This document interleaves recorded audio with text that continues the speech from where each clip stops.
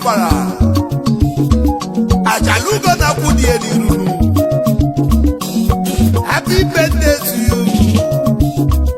Dr. Akudo Onyeoma. Happy birthday to you. Dr. Akudo Onyeoma. Happy birthday to you. Dr. Akudo Onyeoma. Happy birthday to you. Dr. Akudo Onyeoma.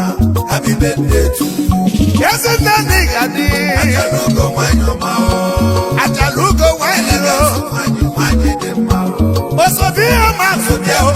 Onyeoma. Happy birthday to you. Dr. Akudo Onyeoma. Happy birthday to you. Dr. Akudo Onyeoma. Happy birthday to you. Yes, and then happy birthday to you. Dr. Akudo Onyeoma. Happy birthday to you. Unique Foundation. Ajalugo Onyeoma. Onyeoma Unique.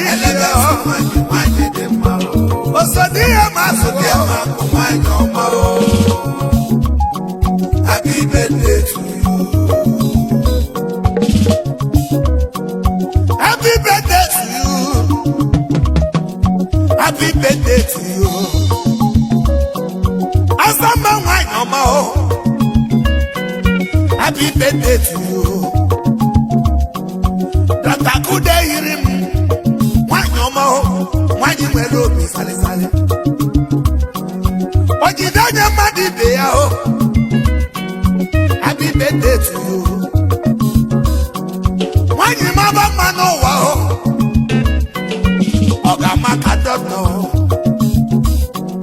Onyeoma ba obioma o. Oga enwe ka doctor o. Onyeoma obi sale sale. Happy birthday to you.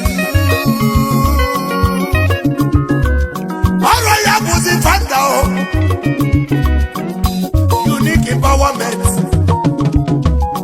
Eba nenyelu mataka o. Undeva na suna kuko kalela kali. Obu ndeva na kulugu no. Widows empowerment yo. Kapachi kalisi yo. Unique indiama o. Okwayambo fanda o. Unique TV. Fagago wadino. Entertainment on Nandiegu. We are wishing you happy birthday to you. Ogonogondo wale oji. Yesine ifakwa kibenwa. Ifakwa kibenwa o. Yakanye na yoju. Your loving husband yo. Gymnast in Ehirim. He's wishing you happy birthday to you. Ifedi kaga kone yao. Yes, your goli. Ifedi kaga kone yao. Onyeoma love idi yao.